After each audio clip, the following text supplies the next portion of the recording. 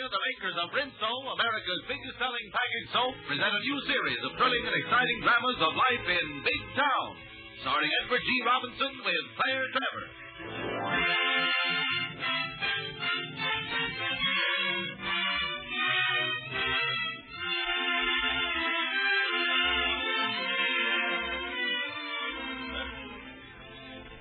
The other day I heard a woman say that the very feel of Rinso washed clothes is different. Well, now, I'm not an expert on the subject, and I must admit it sounded far-fetched to me, and I said so. Well, she explained that ever since she began using Rinso in her washer, her clothes came out beautifully soft and sweet and fragrant. It seems to me that's mighty important. You all know that your clothes come out whiter with Rinso, fully 5 shades whiter than with ordinary soaps.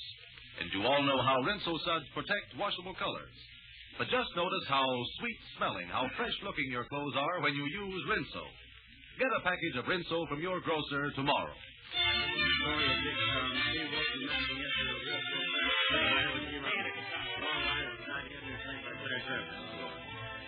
In the story of Big Town, Steve Wilson, the managing editor of the Illustrated Press, is played by Edward G. Robinson. Lorelei, the society editor, is played by Claire Trevor. Our story opens in the offices of the Illustrated Press. Steve and Lorelei are talking. Oh, now, Steve, I know perfectly well the only way I'm going to get you to take me to see Big Town University Penn State College next Saturday is by starting today. Now, you will take me, won't you? Lorelei, State College is 130 miles from here. Well, I haven't seen Penn to play once this season. Now, don't you think it's the duty of a society editor to see all the something or other star-backfield man play football? Well, 130 miles is quite a drive, even to see Penn play. Oh, Steve. Lorelei, I can't take a whole day off just to see a football game. Did you ever take a whole day off to go fishing? Oh, that's different. Yes, you're right. Fish don't play football. Now, the longer I live, the more I realize the weaker sex never weakens when they want something.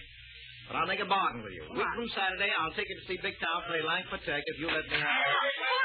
Come in here. Do you know what's happened? Well, Mr. Wilson has promised to take Miss Kilbourne to a football game. Well, congratulations, Lorelei. I didn't think you'd ever... Never mind, Butch. What have you got on your mind? Luigi Torelli, the fellow that got knocked for the hit-and-run driver. Well, we gave it a front-page box in the last edition. You saw it, didn't you? Or isn't the Illustrated Press your favorite paper? But, Steve, there's something funny about it. Hey, Foots, I am glad you came in. I want you to go down to the city council meeting this afternoon. I think there may be fireworks. Look, Steve, will you listen to me about this accident? I tell you, there's something screwy about it. Hey, you're just as persistent as Lorelei.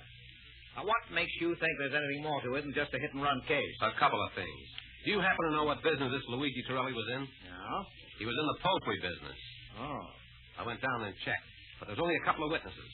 One of them wouldn't talk, and the only joke I could get from the other was that Torelli was hit by a couple of guys in a black sedan when he went out to lunch. But what's so suspicious about the fact that he was in the poultry business? And here's something else that was funny, Steve. After I left the South Side, I went up to the police emergency hospital and asked Doc Williams about the poor guy. Well, he hasn't died, has he? No, but he was delirious. The doctor told me that when he was out of his head, he kept mumbling, "They did it. They did it. They said they'd do it." Do what? You think that he meant they deliberately ran him down? Why not? Well, that's a novel idea. Have you seen Torelli? No. Where is he now? They took him over to Central Hospital. I see. Well, first, go back down to the South Side and talk to his family. See if anyone has been threatening Torelli. Cover every angle you can think of. I'll go over to the Central Hospital. Okay, Steve. Well, Galahad, have you found another dragon to slay? Well, the Foot's guess is right. The poultry racket just made a bid for his third victim in a month. But, Steve, poultry. Things like chickens and ducks and turkeys, somehow they don't go with thugs and gangsters. Don't be naive, Lorelei. You've been on this paper long enough not to be amazed at anything. Now, look here. The retail prices on poultry have jumped 10% in Big Town in the last 3 months. Now, why do you suppose that is? Where's that extra 10% a pound going? Steve, if you know your groceries, you'll find the prices on many things have gone up. Yes, I know that, but there's no excuse for the rise of poultry prices in Big Town. No legitimate reason. I've checked on it. The poultry dealers aren't making any more profit. Shipping rates haven't gone up. Retail overhead is exactly the same as it was. Then what's the answer? Well, there's only been one change in the whole retail setup. 3 months ago, a Poultry Dealers Protective Association was formed. They've got a fancy office down at the State Building with nice gold-leaf lettering on the door. Oh, I don't see anything wrong with that. After all, dealers and other businesses have organizations. Yes, but this Poultry Protective Association was not organized by the dealers. It was organized for them. It's a racket. A new racket that's just getting started. It's not only taking millions of dollars and nickels, dimes, and quarters out of the pockets of every man, woman, and child in Big Town, but it leaves honest shopkeepers, decent citizens of our community, at the mercy of hoodlums. remnants of some of the old mobs we helped smash. You seem to be well informed on this subject. Why haven't you done something before now? Because I haven't been able to find out how the mob operates. The poultry dealers won't talk. I suppose they're scared to death. Yes, and so long as decent people will refuse to talk, crime will thrive. Oh, but Caesar, ghost, here I sit schmoozing with you, and I should be on the job. Can't find out about a racket while talking to a pretty girl. I've got to get to Central Hospital. Well, you can't get rid of me. I'm going with you. Okay, I haven't time to state any of the 16 reasons why you shouldn't. All right, grab your hat and come along.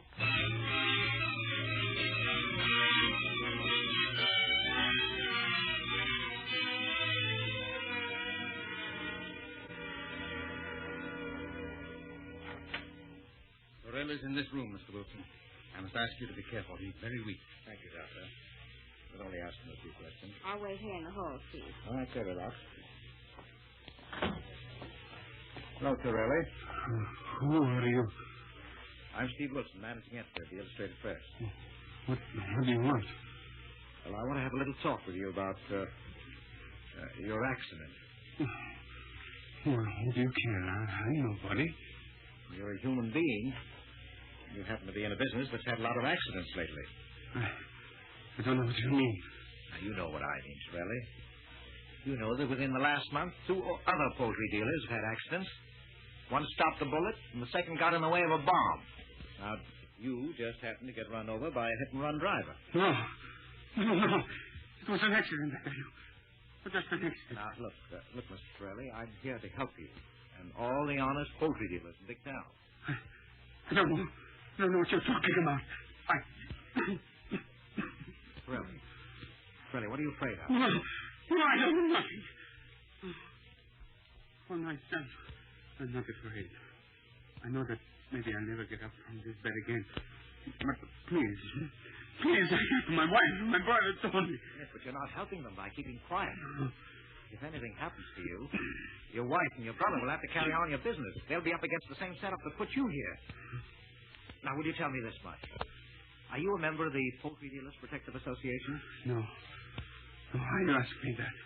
You wouldn't join, would you? Because you found out it was just a racket. Isn't that it? No, I don't talk. I don't talk. I tell you. I don't want no more trouble. No more trouble. Please, go away. No more. All right, Doctor. Poor devil. I'm sorry, Doctor, but this information is vital. Maybe his wife and brother can help you. They're in the hall. Thank you. Oh, Steve, this is Mr. Torelli's wife, Maria. How do you do, Mrs. Torelli? And his younger brother, Tony. Tony, this is Steve Wilson, my boss. Oh. Tony, what do you make of this accident your brother had last night? It wasn't an accident, Mr. Wilson. Well, your brother says it was. I don't blame him. He's afraid. Not for himself, but for Maria here and me. All his life he's looked out for me. All his life. Well, Tony, I have an idea that you know who's responsible for this and why it was done. Don't you? Don't you? Now, look, you want to see the men who did this to your brother put where they belong? Who are they? What kind of a racket are they working on the poultry deal? No, I won't say anything unless... Unless what? Unless my brother dies. All right, Tony. I know how you feel. But look, if you should change your mind and feel like talking, you can reach me at the Illustrated Press. Mrs. Torelli. Tony. Yeah. Luigi is asking for you, but be careful. All right, Doctor, come Don't on. talk to him any more than you can help. Oh, no, please. Mr. Wilson, don't come again. It only makes more trouble. Doctor. Yes? Just what chance does Luigi Torelli stand to pull through this? I'm afraid he hasn't got a chance. I've sent for Father Gillis. Steve, how awful. Isn't there anything we can do, Doctor? No, I'm afraid not. Well, in that case, will you do something for me? Now, believe me, Doctor, come quick. Luigi's dying. Oh, Luigi mio. Don't leave me. Perhaps you should wait, Mr. Wilson. Oh, Father Gillis, I'm glad you got here. I came as quickly as I could, Doctor. Oh, I feel so helpless. If there was only something we could do. Yeah, there isn't much we can do for him, Lorelei. Now, here's a sample of how rackets work. They're real and heartbreaking. It's the little fellow who suffers the most, the small merchant around the corner. Who art in heaven, hallowed be thy name. Steve, Thy hold my kingdom hand, will come. you? Thy will be done I don't know when anything ever hit me so on hard. earth Yes, I know, Lorelei. as it is in heaven. And to think that there are thousands of Luigi Torellis all over the country when they refuse to pay tribute to racketeers die by planned accidents. Maybe I better go, Steve. Unless you think you need me. But I might need you very much. Tony, where do you go? What are you going to do? He's back there. He's back there. He's Something on the stove. No, Tony, what do you want? I think I know what's on your mind. Let me go. I know what you mean to do if you can, but it's suicide, Tony. You're not a gunman, not a killer. You can't fight a whole mob. Well, maybe not, but I'm going. I'm going to kill him, and then I'll kill my brother. Now, wait a minute. Listen to reason. Even if you kill this man, he's only a pawn. You won't get the real murderer of your brother. You can't stop me. Nobody can stop me. Tony, listen to Mr. Wilson. He's trying to help you. Can you bring my brother back? Now, Tony, please. Get out of my way. Get out of my way. Please get him. Tony! We've got to catch him, Steve. No use. We can't stop him. Come on, I've got a better idea.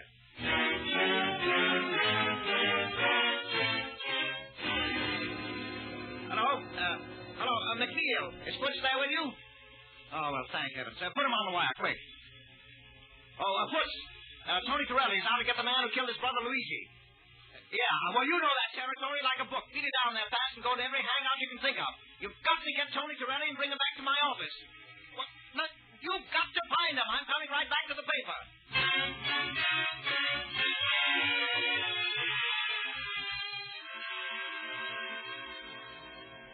You want some more coffee, Steve? Oh, no. Thanks, Lorelei. Oh, Steve, it's hopeless. Look, it's nearly daylight, and we haven't heard a word from Foots. What time is it? 4 o'clock. You must be dead. You've been all over town. Oh, you must be pretty tired yourself, Lorelei. You haven't had enough rest. What is that? Someone's coming. Foots! Foots, that you? Yes, Steve. You all right, Foots? Sure, I'm all right. Well, where's Tony? The police have him. Did you talk to him? No, I didn't. Where'd you find him? I didn't. But who did? Cops Where? in an alley. Oh, my God. You don't mean he was... Yes, Steve. How? Shot. Shot in the back.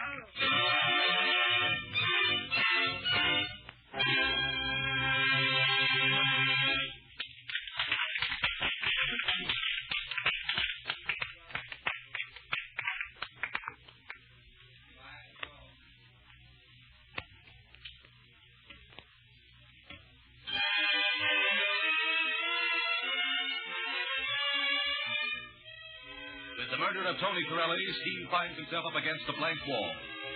Fear of a fate similar to the Torellis has silenced every poultry dealer in town. Steve refuses to acknowledge defeat. He's worked out another plan, and now, 10 days later, he is driving to the Torelli market with Lorelei and Foots. Come on now. Step on it, Foots. I told Maria Torelli I'd be at her shop by 5. Okay, Steve. We'll make it with time to spare. Steve, Yes, Lorelei. what are you going to do?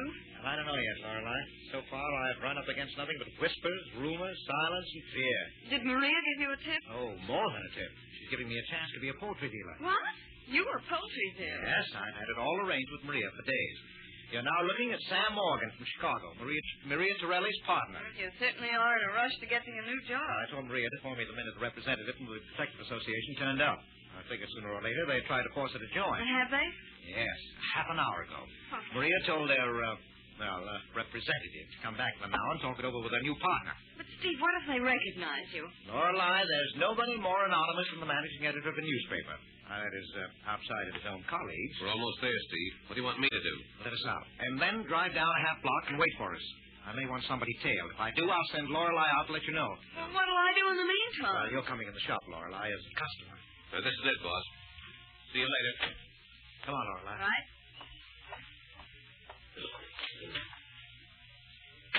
Oh, Mr. Wilson. I was afraid you would not get here. This man, he will be back any minute. Well, let's get back in your office, out of sight. Yes, it is right back here. All right. Now, Maria, you haven't forgotten. I'm your partner. No. I'm running this business for you. Now, what's my name again? Sam Morgan from Chicago. Good girl. Now, Maria, you're sure you're not afraid, are you? You're sure that you don't want to join the Poultry Association and pay them to protect you from their own hoodlums? No. I'm not afraid now.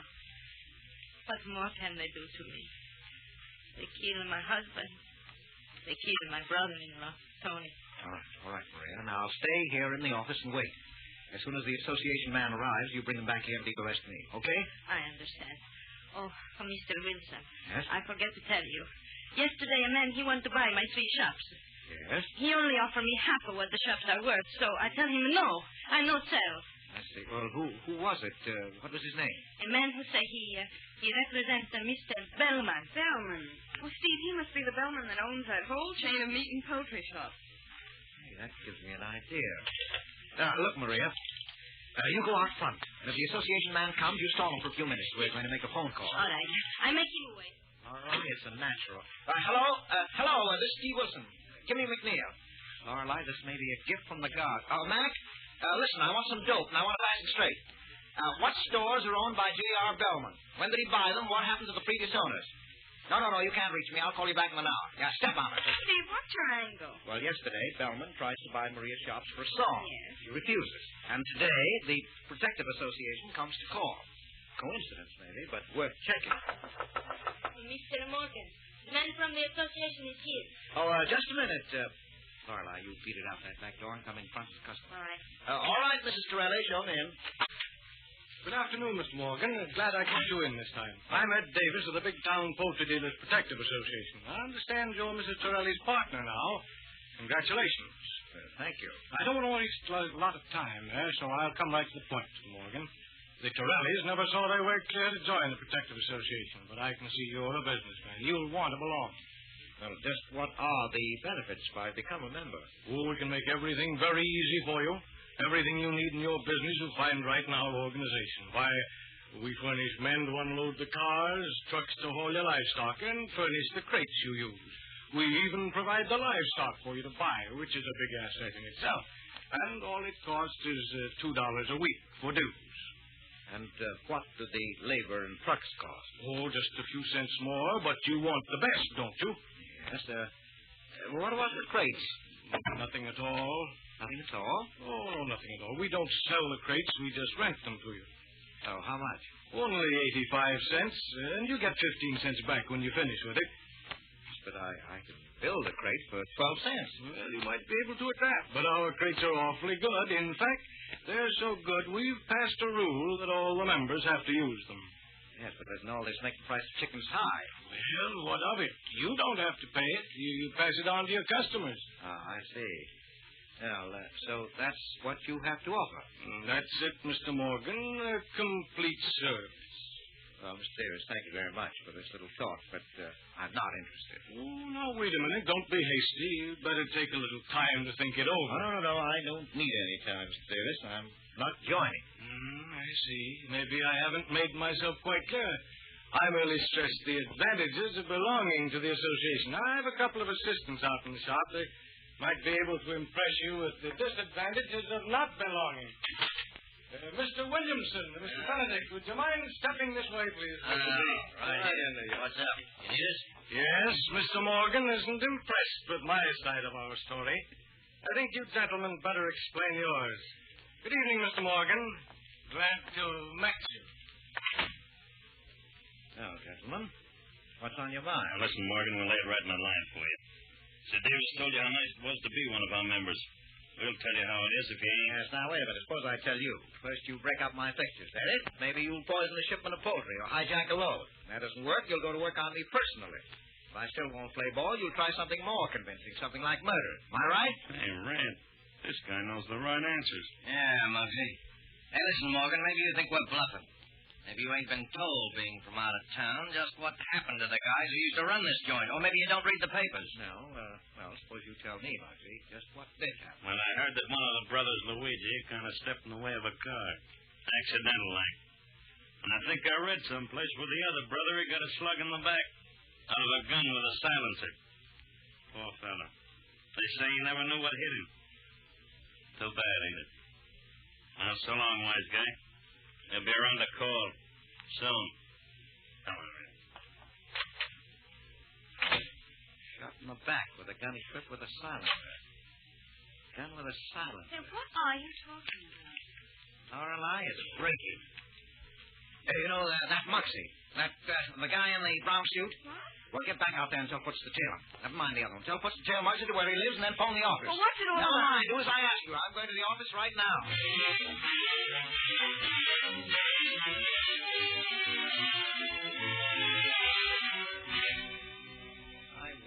What's called?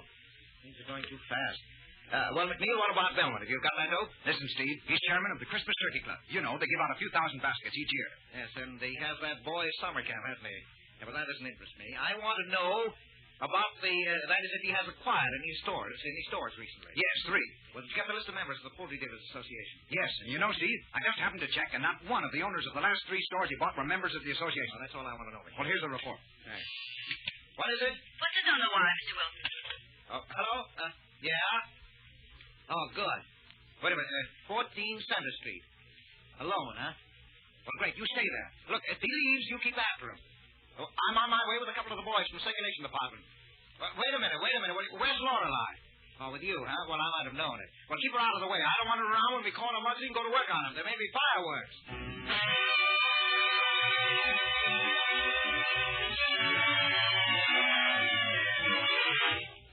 Steve, Muggsy's in that room at the head of the stairs. He's alone, and I think we can take him without any trouble if we move fast. Yes, you can grab a rattlesnake by the head, too, if you're quick enough. Now, how are we going to get him out of that room? Let me see. We could... Now, wait a minute. I've got an idea. See that table at the head of the stairs with the picture on it? Yeah. We'll knock it over and see what happens. Right. Now, listen, you gents. What do you want us to do? Go upstairs and plant yourselves on both sides of that door. The fellow comes out of the room, and I knock over that table, jump him. If he has a gun, smack it out of his hand. Okay, Mr. Wilson. I brought along a piece of lead pipe. You want him out cold or on the hook? No, don't knock him out if you can help it. I want to save him for a little heart-to-heart talk. All right, now, get going. Okay, come on, Jim. What about me, Steve? You better wait here at the foot of the stairs and keep an eye out for Lorelei. She'll probably pop in if she hears any shooting. She's in the car. Watch your steps, Steve. Come on now, and be quiet.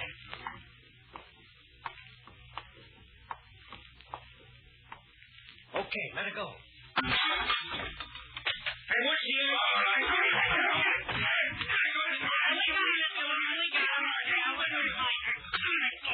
Come on now, hold on. What do we do with it? Take it in that room, boys. Bring it. Come on, you. What's the idea? What's going on? Who are you guys? Muggsy, don't you remember me? Morgan. Yeah. You're the guy who was in Torelli's butcher shop. boy. I get it. A copper, eh? Well, it doesn't matter who I am. What do you want?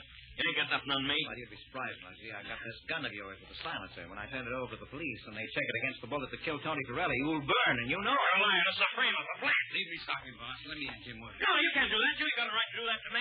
Well, you're a fine specimen of two-legged snake to be talking about rights. Anybody's rights. You'll talk quick and talk fast. The only question is, do you talk the easy way or the hard way? Now, do you want to save your hide or do you want the chair? Who tipped you off? Who's been double-crossing me? Well, a man hired you to kill someone. The man who hired you isn't safe till he puts you out of the way. Oh, no, the big boss wouldn't do that. He's a square shooter. We know you're the killer that got Tony with this gun. We'll prove it beyond a doubt, and you'll fry for it. Yes, what about the man who hired you? He'll get off free, scot-free, unless you... Unless what? Well, unless you turn state's evidence. Now, you've got to confess. Plead guilty. Give the DA the name of the man who paid you to pull the trigger on Tony Torelli, the man who paid you to run over Luigi Torelli. It was Bellman. Oh, you know that. You know he's a big boss. Yes, we know a lot more. All right, you got me down to rights. Hey, you know, dope.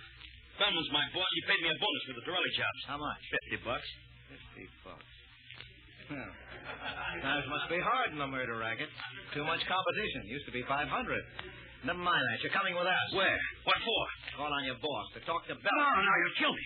You'll have some of the boys get me, even in jail. Oh, no, he won't. After tonight, he'll be behind bars himself, and so will all his boys. Look, I'll sign a confession, but I won't go. No, you're going with me to Bellman. Hold on, boys. I want to make a call.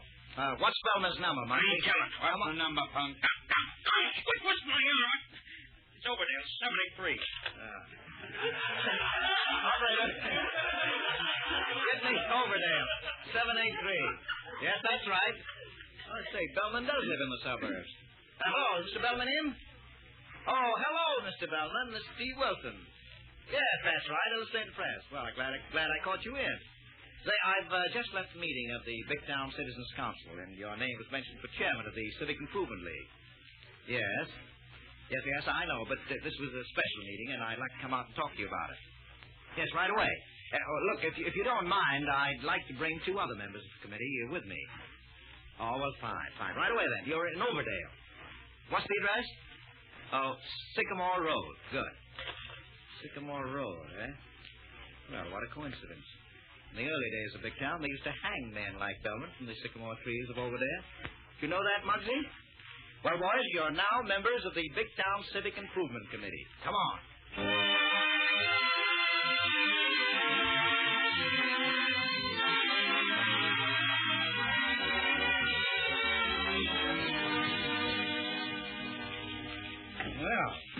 This fire feels good.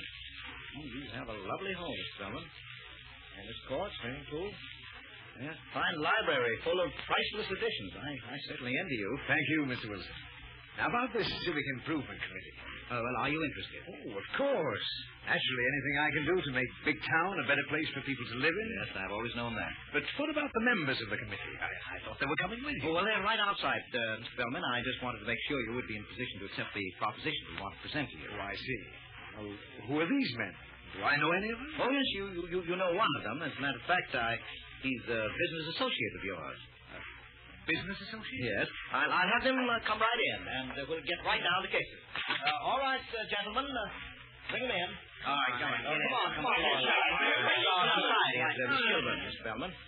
All right, Muggsy, get in here. Yeah, all right. What's the point? Yes, Muggsy, I want you to meet a fellow member of the Big Town Civic Improvement Committee, Mr. Bellman, one of our leading citizens. What is this, Wilson? A joke? Who's this hoodlum? Oh, I see you recognize his type. Hiya, Bellman. So you fell for Wilson's gag. You're not as smart as I thought you were. What's the big idea, Wilson? Who is this man? I never saw him before in my life. Now, it's no use, Bellman. We've got you dead to rights. Now, Muggsy doesn't like the idea of going to the chair for the murder of the two Torelli boys and the other little odd jobs he performed for you. So he's taking his chances when we turn him over to the DA. Muggsy is turning state's evidence against you, and that makes him a chartered member of the Civic Improvement League. Better get your hat going. You're going to the DA's office to do your share. You're going to give him the names of that bunch of strong-arm salesmen you're using to organize the Poultry Dealers Protective Association. Oh, so you've got it all figured out. All wrapped up. Signed, sealed, and delivered. Have you, Wilson? Now, don't go near that desk. There might happen to be a gun in that drawer, and if you try to get it, you might get hurt. Don't be a fool, Wilson. You have nothing to connect me with this poultry racket. Nothing but the unsupported statement of a small-time killer. For the record as long as you're out. Keep on talking, Bellman, but keep away from that desk. That's right, and you got to come here and accuse me. Now get out! No, you don't. Bellman? Steve, he's got a notebook in his Look out, Steve. He's trying to put it in the fire. Hey, I got him. Get that notebook out of his hand. Here, hold on, Putz. Give me that book, Bellman. Give it to me. Let go of that book, Bellman, and I'll smack you. Oh, never mind. I got it. Well, no wonder you wanted to destroy this, Bellman. Well, this is it. The whole case wrapped up in a neat leather-bound book. All right, get on that phone. Call the DA. Tell him to put it out here as quickly as you can. Okay, Steve. It's practically done. All right, Bellman. Now, you don't have to talk. This little black book will do your talking for you. Big Town's got a lot to thank you for. With this little book to guide them, the police will have rounded up every one of your thugs before morning, and the Poultrymen's Protective Association will be washed up. Oh, yes, and as a reward, Big Town will give you a free trip to the state penitentiary. Hello? Hello? Is this Mr. Miller? Oh, just a minute, please. Steve Wilson calling. Here you are, Steve. All right. Okay. Hello, Miller. Listen, I've got the dope on the whole poultry gang. Names, addresses, and phone numbers. Well, you can round them up in an hour. Yeah, and I've got Tony Torelli's killer right here. Sycamore Road. Yes, I'll give you Big Town's leading citizen, J.R. Bellman in person, with my compliments. Well, that'll pull the feathers out of the poultry racket.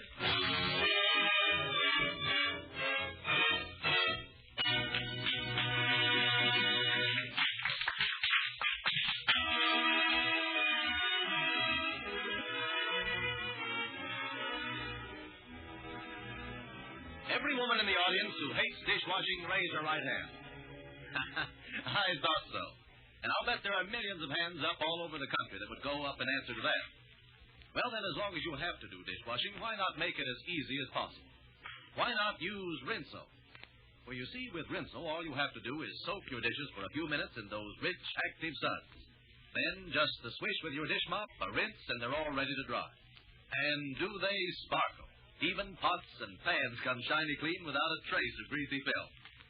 So take a hint, ladies. Use Rinso in your dishpan just as you use it for laundry and all your household cleaning.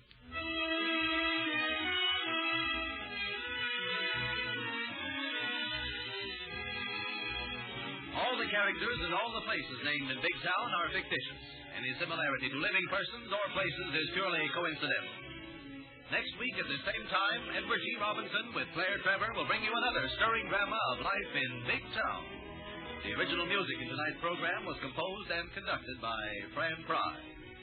Carlton Cadell speaking. Attention, listeners. Keep your dials tuned to the same station for the Jolson Lifeboy Show, which follows immediately.